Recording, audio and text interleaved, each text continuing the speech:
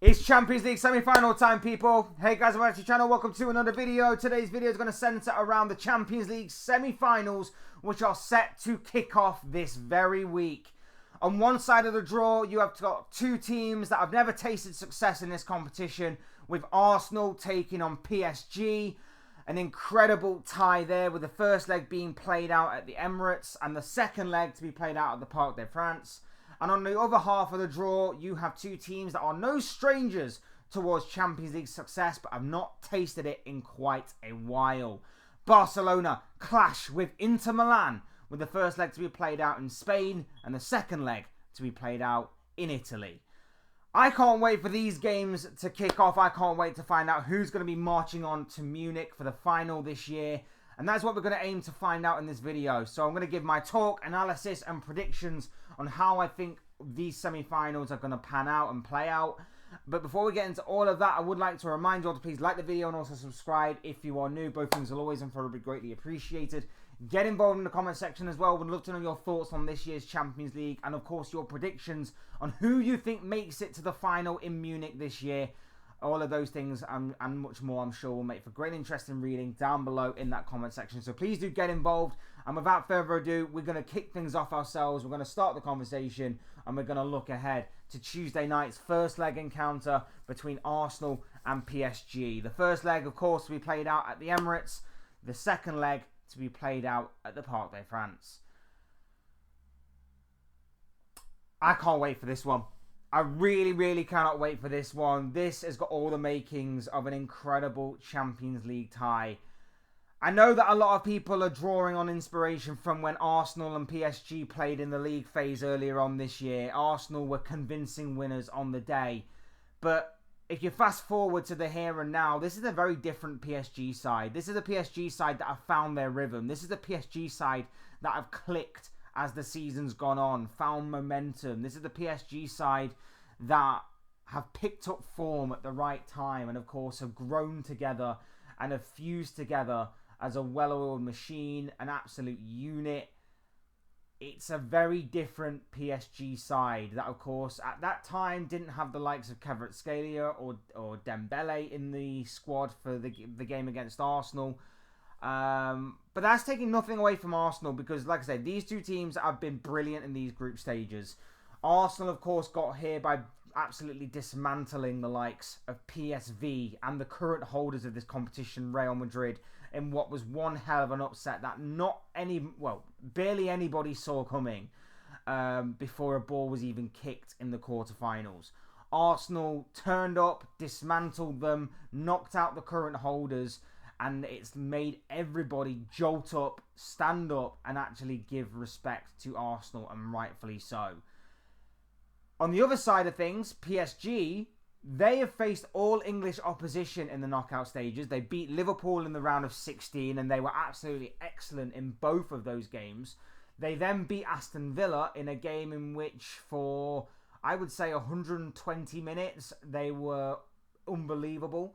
And then for the final 45 minutes, and my maths was all over the place. For the 135 minutes, should I say, they were unbelievable. And then for the final 45 minutes, things got a little bit nervy. I think they let their inexperience show a little bit, but they still managed to have a little bit of resilience about them and a bit of mentality that I don't think we've necessarily seen from PSG in this competition in recent years, to actually get past Unai Emery's Aston Villa and make it to this stage of the competition. So, PSG have shown their vulnerabilities. Arsenal, with all due respect, I've got to say, I don't necessarily think they've truly been tested. PSV, they absolutely dismantled them in the first leg. They got that game done and dusted in the opening 90 minutes. Against Real Madrid, I think the game was won in the opening 90 minutes, but they still had to hold their nerve in the Bernabeu because of all the mind games and all the kind of interactions outside of football that was going on in the build-up to that second leg. So they were tested in that aspect, but the game was already won, in my opinion, in the first leg. But now the pressure only intensifies from here. And the pressure really is on Arsenal because And I'm not saying that because I don't want Arsenal. I don't want Arsenal to win this competition. Of course not. But I'm not just saying that for the sake of saying it or to try and heap any pressure on Arsenal. The pressure is genuinely on. I said in these quarter-final stages that Arsenal do extremely well when the pressure's off. When the pressure's on, that's when they tend to cave in a little bit. That's when they tend to sometimes crumble. And after knocking out the holders of this competition, you've put a massive, massive target on your back. Now people are not taking you as lightly as probably what they were when that quarter-final draw was made. And now you've really got to step up to the occasion. You've really got to step up to the plate, step up to the pressure, and really try and obviously live up to that expectation. Because now you're kind of expected to, at the very least, make it to the final. Especially against this PSG side that have shown vulnerabilities by the final 45 minutes of that Aston Villa game. Maybe they took their eye off the ball. Maybe they thought the game was already won. Maybe they let a bit of an experience show. But Villa were excellent in that second leg, in the second half. And had it not been for maybe themselves killing their own momentum, we could be talking about an all-English affair here for the semi-final. But instead, it's England taking on France. It's Arsenal taking on PSG. And I, for one, am very excited by how both teams are going to handle this. Arsenal obviously being the home side in the first leg. Do they try and get the game done and dusted again in that first leg like they did against Real Madrid? It's going to be very intriguing to find out how that kind of takes place and how that kind of happens. And as for PSG, we know that they're solid away from home. We know that they're quite solid away from home. So for them, it's all about taking a good result back with them to Paris, in front of their fans, in front of the ultras that are going to create an incredible and hostile atmosphere for Arsenal to have to contend with. All PSG need to do is get through this first leg, by hook or by crook. I don't think a draw is a worse result for Arsenal either, but I think it is probably slightly more in PSG's favour if they were to get a draw here, at the very least.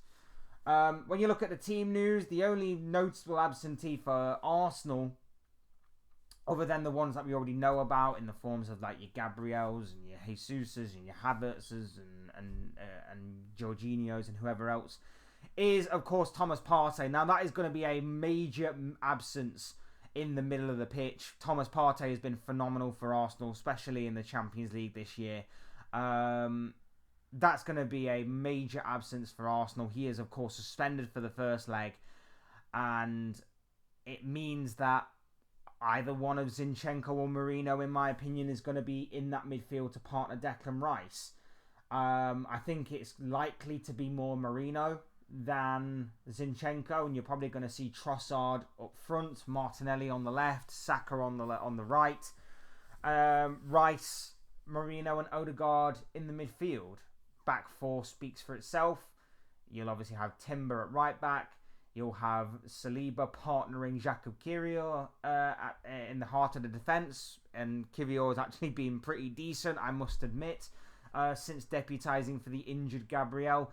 And then Miles Lewis-Skelly, who passed with flying colours against Real Madrid, will obviously be taking up his spot in the left-back position with, of course, David Raya in goal. So the Arsenal side kind of speaks for itself in that regard. The only obviously change or major change will be to the midfield, where Merino will drop deeper. Trossard will probably be the striker, or at least leading the line for Arsenal maybe. And then it's going to be about the counter-attack and the pace on the wings of both Saka and Martinelli. As for PSG, there is no real absentee, I guess you could say. They've got a clean bill of health going into this game, with the only real selection headache for Luis Enrique is seemingly, does he go with Barcola or does he go with Doué? Doué, of course, was used in the first leg against Aston Villa and used to good effect because he had a very good game and scored an incredible goal. And Barcola was used in the second leg against Aston Villa and again was a threat down that left-hand side. I'm intrigued by this game so much. I really am. I don't know how both teams are going to handle it. I don't know how both teams are going to play. So I'm very much intrigued by how both these teams are going to set up. I think for Arsenal, do they go on the offensive? Do they go on the front foot? Do they try and kill the game off whilst they are at home? For PSG, we know that they can be scintillating on the counter-attack. We know that they can be deadly on the counter-attack. Are they going to try and maybe sit a little deeper this time around? Invite the pressure on from Arsenal and then try and hit them on the counter? Because, you know, that front three is deadly. Kvaratskhelia, Dembele, and one of Doué or Barcola, they are deadly. They are absolutely terrifying for any defence to come up against. They're very flexible, they're interchangeable, they're versatile. One moment you could be going up against Kvaratskhelia, the next minute you could be going up against Dembele, the next minute you could be going up against Doué. They are very interchangeable in that aspect. But the one area for me that obviously PSG is strongest asset in is the midfield. Like, they've got probably the two best fullbacks on form right now. Their goalkeeper, I don't think he's world class, but he's not a terrible goalkeeper. And especially if this goes all the way to a penalty shootout, you wouldn't back against him to be the hero once again in this competition. But for me, the midfield is so good. It's so technically gifted. Fabian Ruiz, Vitinha, and Neves, absolutely incredible between the three of them. And that's where the game could be won for PSG. But it also could be where they lose it as well. Because the two areas that I think are going to be so key for Arsenal in this game if they are to win is going to be their athleticism and their physicality. I think they have the endurance to go the entire game, to go long into the game and manage to overpower this PSG team. I think they have the athleticism and the physicality to do it. If their pressing game is on point, they are going to be a difficult side to stop. They are going to be a difficult side to stop.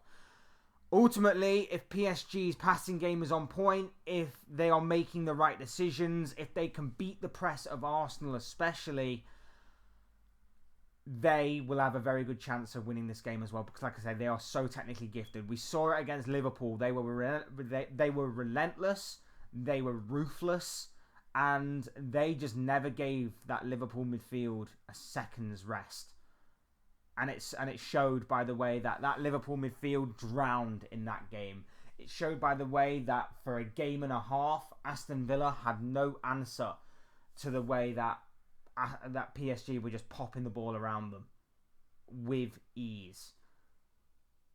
This game is going to rely on Arsenal's midfield being strong, Arsenal's midfield being on point, and that's where Martin Odegaard comes in. Because for me, Odegaard has to have the game of his life. We have not seen much of Martin Odegaard this season, but if he is to turn up, then I think Arsenal are going to be part way to beating this PSG side. They just need to find a way to take their chances. Declan Rice is going to need to turn up again in another couple of big games. And then they're going to, like I say, need to take their chances. Bukayo Saka, Gabriel Martinelli on the wings, providing pace, power, and of course a counter-attacking threat. Trossard, he seems to be in a bit of decent goal-scoring form recently. He's going to need to be on point again. And the defence is going to need to be solid. William Saliba's made a couple of mistakes in recent games. Kivior, like I say, has deputised very, very well for the injured Gabriel. Timber's been solid all season. Miles Lewis-Skelly has took to the senior squad like a duck to water. They are going to all need to be on point if they're going to be beating this PSG side. It's a game that I'm looking forward to. It's a game I can't wait to watch. And as much as I want to say that PSG go through in this, I think Arsenal make it, you know. I really, really do. I think in the first leg, I think Arsenal get the job done. I think Arsenal get the job done in the first leg. I think they walk out with a 2-1 win and they head to Paris with a 2-1 win under their belts. And then in the Parc de France, I think they stink the place out. I think they stink the place out with a 1-1. I really, really do. I really do. So I'm going with Arsenal to make it to the final. Of course, I want PSG to win for obvious reasons. But no, I've got to be open, I've got to be honest, and I've got to be neutral here. I think Arsenal get the job done in the first leg, and then they stink the place out in the second to carry that over and to make it to Munich for the final. On the other side of things, we've got Barcelona and Inter Milan, a replica of the 2010 semi-final of the Champions League. Inter Milan went on to win that game and, of course, complete a historic treble under their then manager, Jose Mourinho, of course. This time around, these two teams are meeting with Barcelona chasing what would be a historic and phenomenal treble/quadruple winning season. Don't know if you count the Super Cup, but they apparently do. I'm excited by this game. Before this game kicked off, I said that this game was the irresistible force of Barcelona meets the immovable object of Inter Milan. But having seen how the recent form of Inter Milan is going, my pick to win the Champions League this year may have been slightly premature, because I'm not going to lie to you, I'm not that convinced by Inter Milan anymore, given their recent form. Now, are they saving it for maybe the Champions League? It'd be strange if they did, considering the fact that they lost a 3-point lead and now find themselves 3 points away from league leaders Napoli in Serie A. They lost the last 2 Serie A games on the bounce. They also lost to AC Milan in the top domestic cup in Italy. They have not scored a goal in their past 3 games. Is this the ideal opportunity and ideal time for Barcelona to be playing them? I think it could be, you know. I really think it could be. Barcelona, of course, riding high off of their incredible Copa del Rey victory and triumph over Real Madrid this past weekend. The dream of multiple successes this season is very much on for them. They are in fine form. They have got 2 of the most deadliest players on the planet right now. An incredible deadly partnership in Rafinha and Lamine Yamal. They've got a solid midfield. Pedri is just shining right now. The only problem, I guess you could say, for Barcelona is that obviously Lewandowski's injured and will be missing this game. Now, he could obviously return for the second leg, but that's going to be a big absentee for the first leg at least. As for Inter, Marcus Thuram could return. Benjamin Pavard is a doubt, seemingly sprained his ankle at the weekend.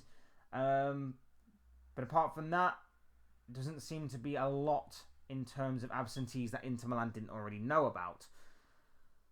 I'm very much intrigued by this. I was saying that Inter Milan win this competition because of how insane their defence is and how they rely on moments from the likes of Lautaro Martinez in particular. And let's face it, Martinez has been brilliant in the Champions League this season. But now, coming into this game with the form that they're in, I'm not so sure. And I do worry about my pick to go on and win. Now, that's not to say that Barcelona are no pushovers and that I wouldn't hope for Barcelona to go on and win this competition because, I quite like Yamal, quite like what they're doing right now, quite like Hansi Flick, and so on and so forth. But it's a very good opportunity for both of these teams. These two teams have not tasted Champions League success for a while. Barcelona's last success came in 2015. Inter's came in 2010. As much as I want to stick with my original prediction of Milan, I just think that maybe Barcelona are playing them at the right time. I just think that maybe time has been very fortuitous for Barcelona, for Hansi Flick, and they may be playing them at the right time.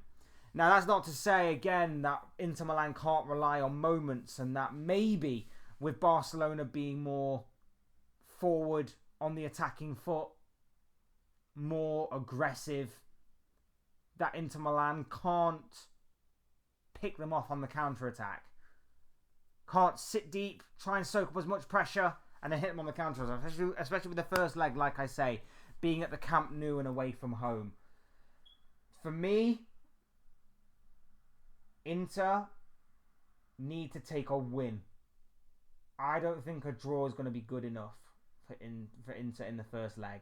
I think they need to take a win with them to the San Siro, and if they are, I think they stand a good chance of, similarly to how I talked about Arsenal earlier, stinking the place out at the San Siro, neutralising Barcelona where it counts, and maybe going on to sucker punch them in the latter stages of the game. I think that really could be a possibility. I do like Inter. I do like Barcelona. I am very much intrigued by this encounter. But, as I mentioned earlier, defensively, Barcelona are solid enough. In the midfield, they are sparkling. Pedri especially is just incredible to watch. And up front, in the attacking third, they have got one of the most deadly duos currently in the modern day game in Yamal and Rafinha. Inter, not coming into this one in the best of form. If there's ever a time to turn up, it's probably this one. Maybe they are struggling with the amount of minutes that they played this season. I don't know. But as much as I want to stick with my original prediction that Inter will win this competition, and therefore I would honestly say that Inter go through to the final, I think the timing is everything. I think the form is everything. And that's why, as much as it pains me to say, and go back on my word and go back on my prediction, I think Barca do it, you know. I think Barca do it. I think they get the win in the first leg. I'm going to say that Barca win this game by, I think, 3-1. And then draw 1-1 at the San Siro. Or maybe win 2-1. Win 2-1 at the San Siro, sorry. I've just changed my mind partway through. Yeah, as much as it pains me to go back on my original prediction, I just think Barcelona have got the form, they've got the mentality, and I think they're just playing them at the right time. I think they really are. Those are just my predictions for the semi-finals of this season's Champions League. But what do you guys think? Do you guys agree with me? Do you guys disagree with me? Let me know what you guys are thinking and feeling down below in that comment section. Would love to hear what you have to say. So please do get involved in the conversation. Also, hit the like button if you haven't already. Subscribe if you are new or want to see more content like this. Both things will always and forever be greatly appreciated. And as always, thank you all so much for watching and listening. I've been Fletch. This has been another Fletch Talks video. And I will see you all again soon in another video or live stream or whatever it may be. Cheers, guys. Thanks, everyone, for watching. Take care. Enjoy the rest of your day. And I'll speak to you all again very, very soon.